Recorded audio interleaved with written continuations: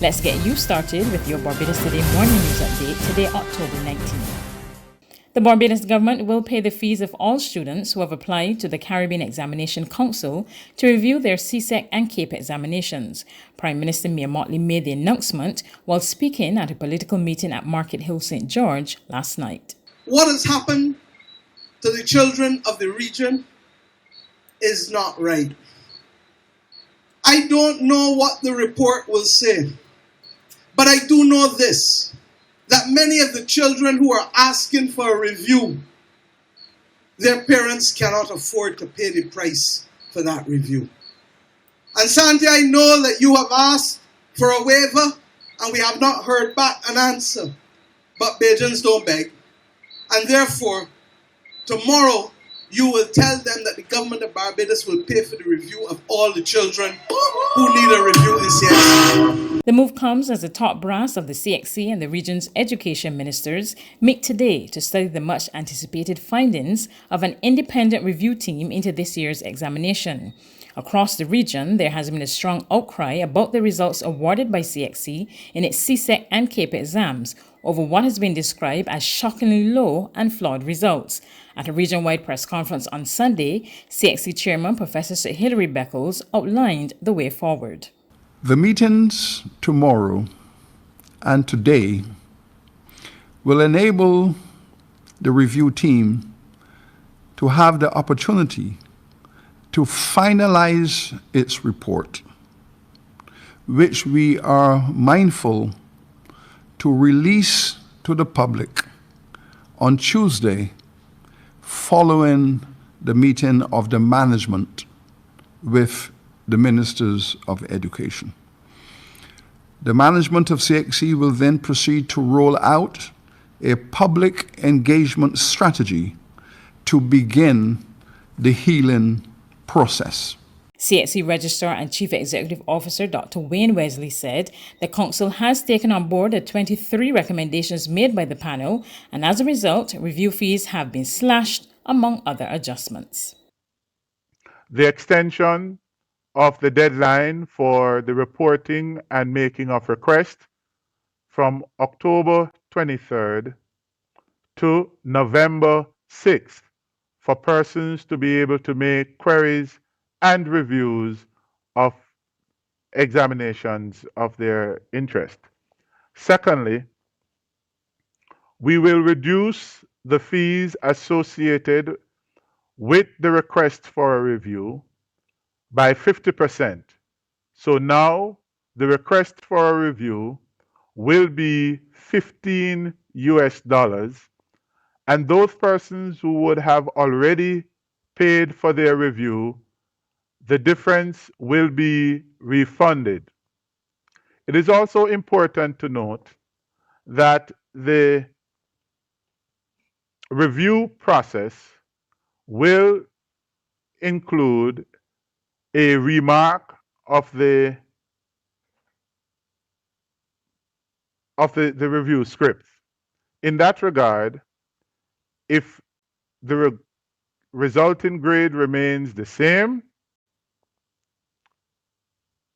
this candidate will be advised, and if the resulting grade is increased, the candidate will be advised, as well as a full refund of the review fee. In cases where the review would perhaps indicate a decrease in grade, such situation will not occur. In fact, the policy where a review can result in a reduced grade will be discontinued for this session. Sir Hilary assured that the regional examining body will swiftly address all requests for a review. We are very sensitive and mindful that many of the students are all keen to get off to their university of choice, and some of them are held in abeyance. So we certainly regret all of that, and we intend to get these reviews, remarks done very, very quickly to allow certainty so that we can reduce the anxiety among the students and, of course, their parents and their teachers, so we can have this matter settled up as quickly as possible. The registrar said within a week, 7 days, but yes, but this is the remit of the council, that this is absolutely critical and urgent. The registrar has indicated that the administration is increasing the capacity to allow for this so that we can meet the satisfaction of our students. In just under 2 hours, classes will be in session at the Ellerslie School. The Black Rock institution was closed earlier this month after a student tested positive for COVID-19.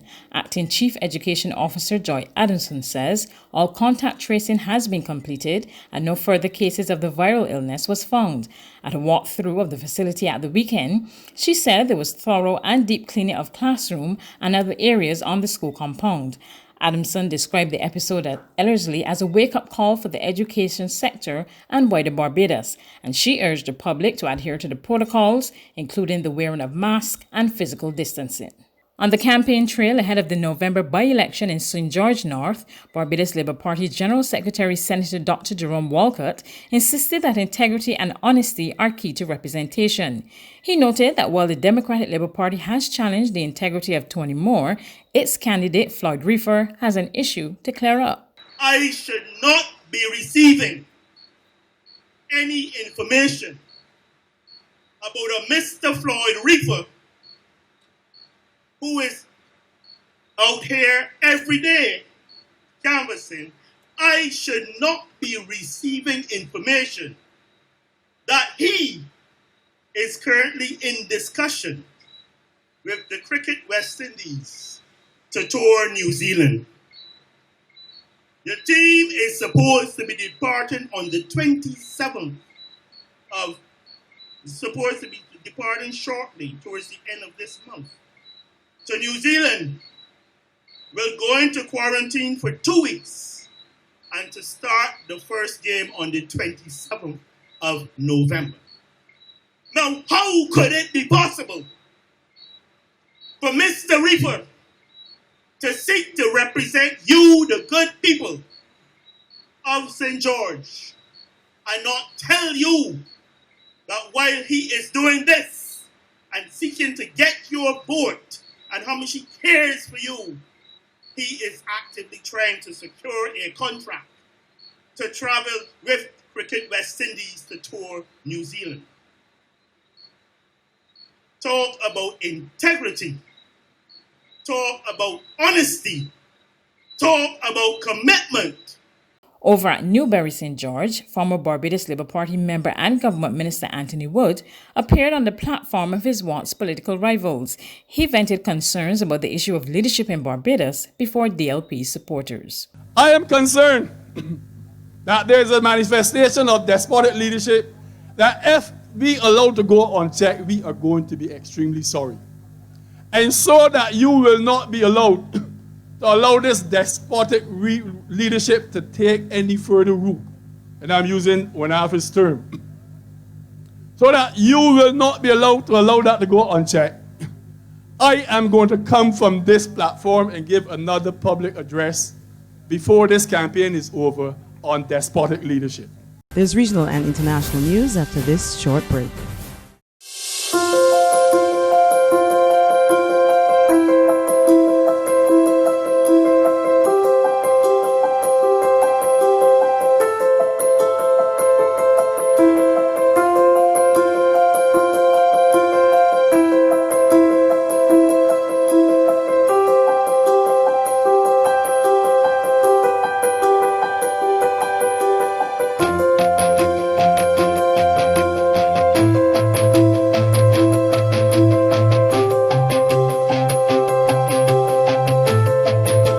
Barbados Today, news you can trust.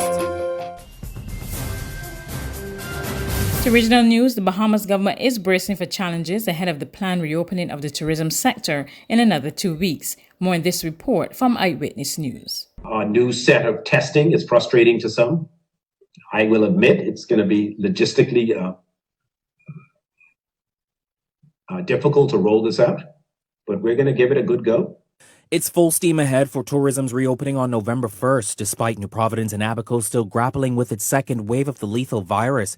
Carrying out the new protocols, Tourism Minister Dionisio de Aguilar says may not be so easy. The nation's largest tourism partner, the United States, has more confirmed COVID-19 cases and deaths than any other country, and cases are reportedly growing at a speed not seen since the start of the summer peak. But we feel that our protocols are in place to prevent, whether they've got 1 case or 1 trillion cases, to prevent, to mitigate the importation of the virus. The reopening next month, the minister says, is not without limitations. So what makes this a very complex undertaking is the fact that we're archipelagic. And we're trying to start with a number of ports of entry. So we want to crawl before we walk, before we run. And we are trying as best as possible to roll out as many of our 15 or so ports of entry on day 1, November the 1st, but understanding and realizing that we probably can't execute all of them on day 1. On the international front, demonstrations were held across France on Sunday in tribute to a teacher who was beheaded by an attacker after showing his students caricatures of Mohammed. We get the details from Euronews. The demonstrators said they were there to support freedom of speech after Samuel Paty was killed by an 18-year-old Chechen refugee who was later shot dead by police. Trade unions and political figures, including France's Prime Minister Jean Castex, were in the crowd. Later on Sunday, he tweeted footage of the crowd singing the French national anthem. He also wrote the words, "You don't scare us. We are not afraid. You will not divide us. We are France."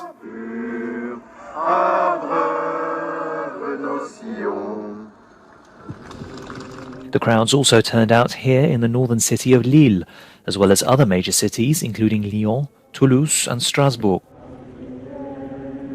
There was also a march in Conflans-Sainte-Honorine, the town where the teacher was killed. Police were still stationed outside the school. So far, authorities have taken 11 people into custody, including one schoolgirl's father, who reportedly called for action against the teacher following the class discussion. That's news. But for the very latest, visit us at www.barbadostoday.bb. You can also subscribe to our e-paper, email updates, or like us on Facebook, and sign up for our breaking news alerts via WhatsApp. We're also on Izumi Media in bus terminals, as well as screenplay at supermarkets and gas stations near you. And you can also hear us on Mix 96.9 FM and Capital Media HD 99.3 FM.